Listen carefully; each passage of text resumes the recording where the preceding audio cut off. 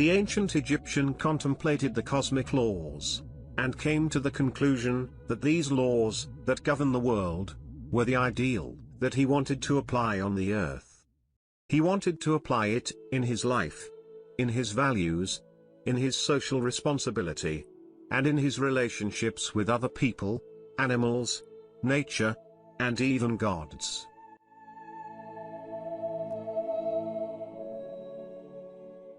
He wanted to see everything become as above, as below, as Thoth, the god of wisdom, said in his tablets, known as the Emerald Tablets of Thoth.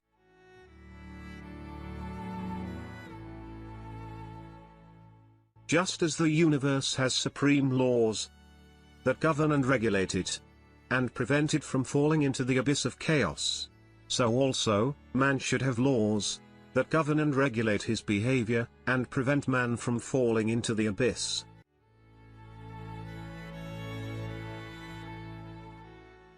This is what was known by the ancient Egyptians as the 42 laws of the MAAT, or the negative confessions, or the Declaration of Innocence. The 42 laws of the MAAT is a list of 42 sins, which the soul of the deceased can honestly say he or she has never committed, when he or she stands in judgment in the afterlife. The most famous list comes from the papyrus of Ani, called the Book of Coming Forth by Day, and widely translated as the Egyptian Book of the Dead, 1250 BCE, which is often described by Egyptologists as the ancient Egyptian Bible. This book preceded the appearance of all moral codes in the Middle East cultures.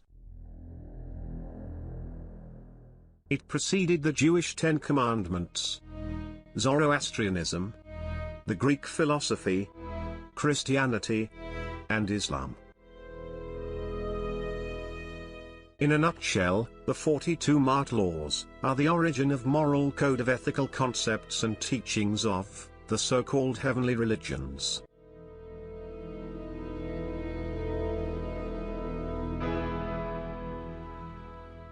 These laws are ascribed to MAAT. Who or what is then MAAT in ancient Egyptian culture? MAAT, or meat, refers to the ancient Egyptian concepts of truth, balance, order, harmony, law, morality, and justice. MAAT was also the goddess who personified these concepts.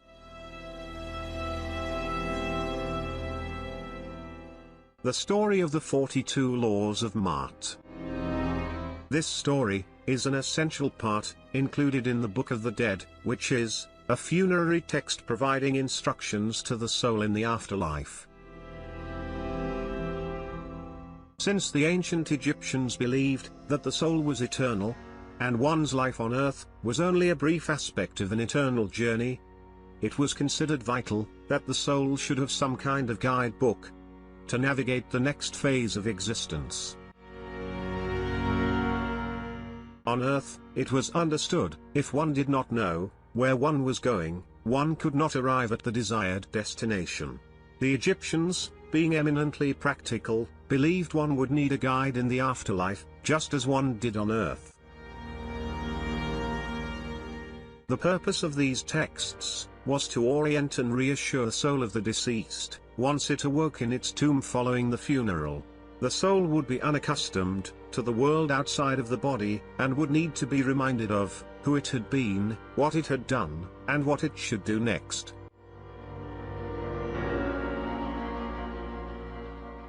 In most depictions, the soul would be led from the tomb by Anubis, to stand in judgment before Osiris, Thoth, and the 42 judges.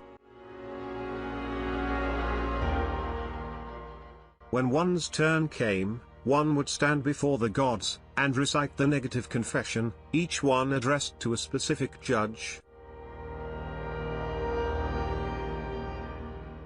And then hand over one's heart, to be weighed in the balances. It was thought that the heart contained one's character, one's personality, and intellect, and would need to be surrendered to the gods in the afterlife for judgment. The heart was placed on the scale, in balance against the white feather of truth, representing MAAT. And, if it was found to be lighter, one went on toward paradise. If it was heavier, it was dropped onto the floor, where it was eaten by the monster MAAT, the goddess who is called devourer of the dead, and the soul then ceased to exist.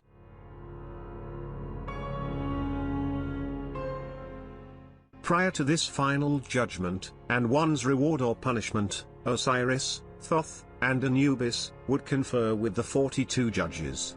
This would be the point at which allowances might be made.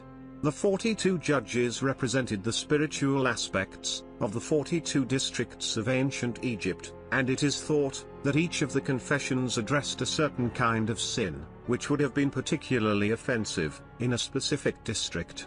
If the judges felt that one had been more virtuous than not, it was recommended that the soul be justified and allowed to get to paradise.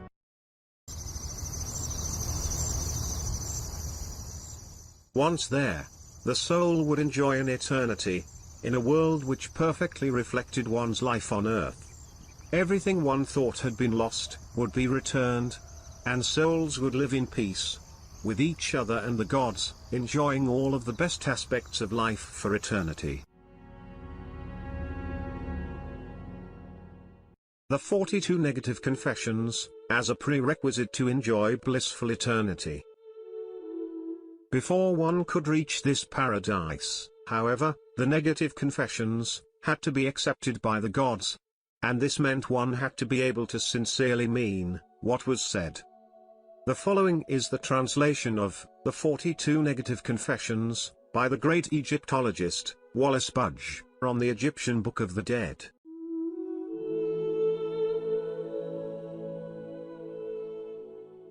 I have not committed sin. I have not committed robbery with violence. I have not stolen. I have not slain men or women. I have not stolen food. I have not swindled offerings. I have not stolen from God. I have not told lies. I have not carried away food. I have not cursed. I have not closed my ears to truth. I have not committed adultery. I have not made anyone cry. I have not felt sorrow without reason. I have not assaulted anyone. I am not deceitful. I have not stolen anyone's land. I have not been an eavesdropper. I have not falsely accused anyone. I have not been angry without reason. I have not seduced anyone's wife. I have not polluted myself. I have not terrorized anyone. I have not disobeyed the law. I have not been exclusively angry. I have not cursed God. I have not behaved with violence. I have not caused disruption of peace. I have not acted hastily or without thought. I have not overstepped my boundaries of concern. I have not exaggerated my words when speaking. I have not worked evil. I have not used evil thoughts, words or deeds. I have not polluted the water.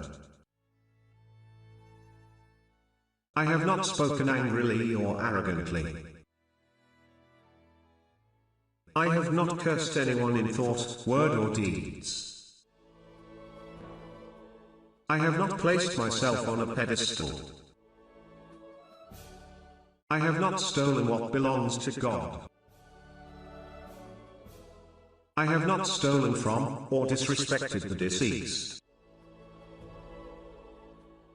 I have not taken food from a child. I have not acted with insolence. I have not destroyed property belonging to God.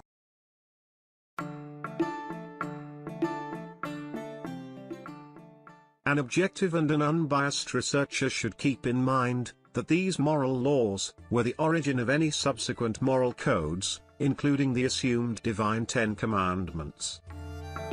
This made James Henry Breasted, the trustworthy Egyptologist, in his book, The Dawn of Conscience, come to the conclusion that the Ten Commandments were derived from the 42 negative confessions of MAAT. Thou shalt have no other gods before me.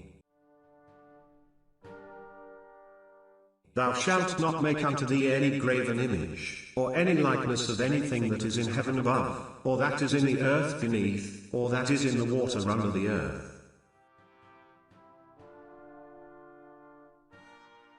Thou shalt not take the name of the Lord thy God in vain, for the Lord will not hold him guiltless that taketh his name in vain.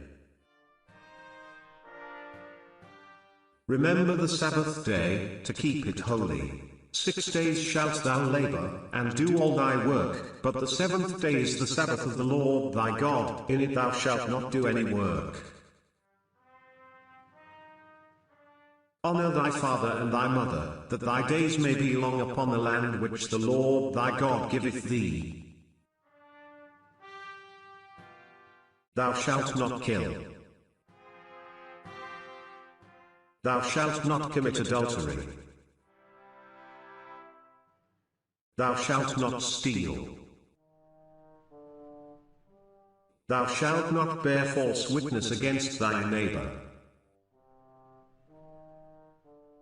Thou shalt not covet thy neighbor's house. Thou shalt not covet thy neighbor's wife, nor his manservant, nor his maidservant, nor his ox, nor his ass, nor anything that is thy neighbor's.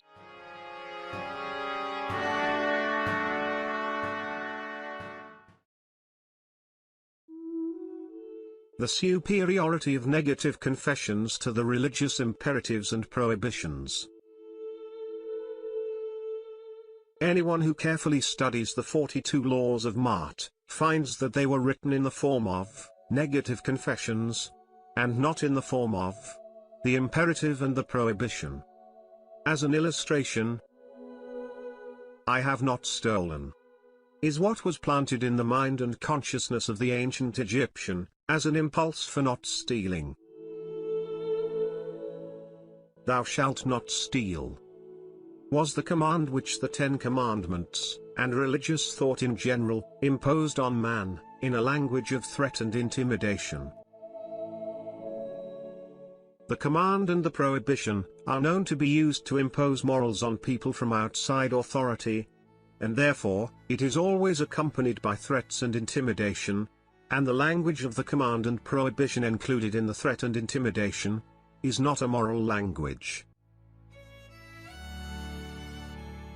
The ancient Egyptians did not use it to impose morals on people by force. Instead, they used a language that addressed man to do something out of inner motives, because they realized that the instinct of fear imprisoned humans in a degraded kind of existence. Also, the laws of MAAT were not only moral rules, but also, they were the essence of the virtue that God's deposited inside humans.